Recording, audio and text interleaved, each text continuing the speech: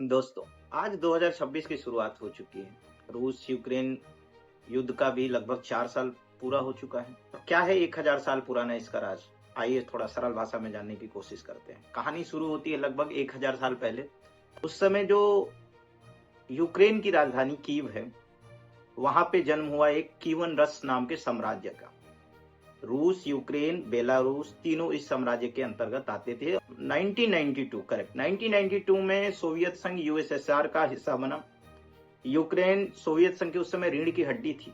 वहां पे सबसे ज्यादा उपजाऊ अनाज होते थे और एक टाइम ये ऐसा था कि यूक्रेन पूरे वर्ल्ड में टॉप 3 परमाणु बम रखने वाला देश था। तो लेकिन कहानी में ट्विस्ट आता है 1994 में बुडापेस्ट मेमोरेंडम के थ्रू रसिया और अमेरिका ने यूक्रेन से ऐसा वादा किया कि आप सारे परमाणु बम जो है रसिया को दे दीजिए और हम आप पे हमला नहीं करेंगे और आपकी सुरक्षा के गारंटी लेते हैं। यही कारण था और यही एक गलती कह लीजिए कि यूक्रेन ने अपने सारे परमाणु बम रसिया को सौंप दिया। अगर वो परमाणु हथियार आज होता तो इस युद्ध की स्थिति क्या होती और किस मोड़ पे होती।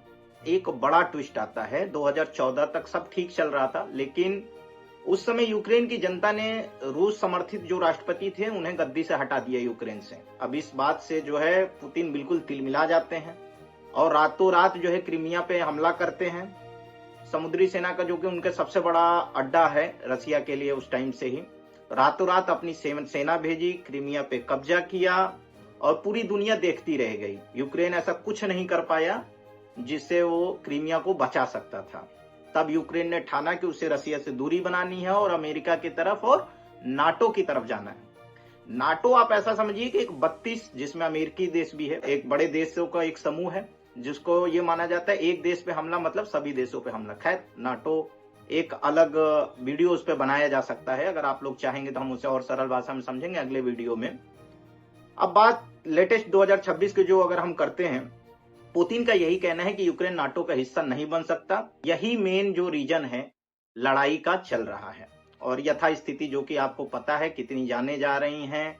हर तरफ फायदा हो रहा है। अमेरिका यूक्रेन को हथियार बेच रहा है, रसिया को ईरान, चाइना, उत्तर कोरिया बेच रहे हैं। भारत को भी इससे बहुत बड़ा इफेक्ट है। भारत खैर तेल रसिया से ले रहा है सस्ते दामों पे, लेकिन आपको पता है कि उसके चलते और चीजें हमें झेलनी पड़ रही है अमेरिका से, जैसे टैरिफ और एंड ऑल बहुत सारी चीजें। लेकिन अगर आप सोच के देखिए कि अगर उस टाइम यूक्रेन अपने परमाणु हथियार रसिया को नहीं देता तो क्या इस युद्ध की स्थिति कुछ और नहीं होती? कमेंट बॉक्स में जरूर बताएं। धन्यवाद।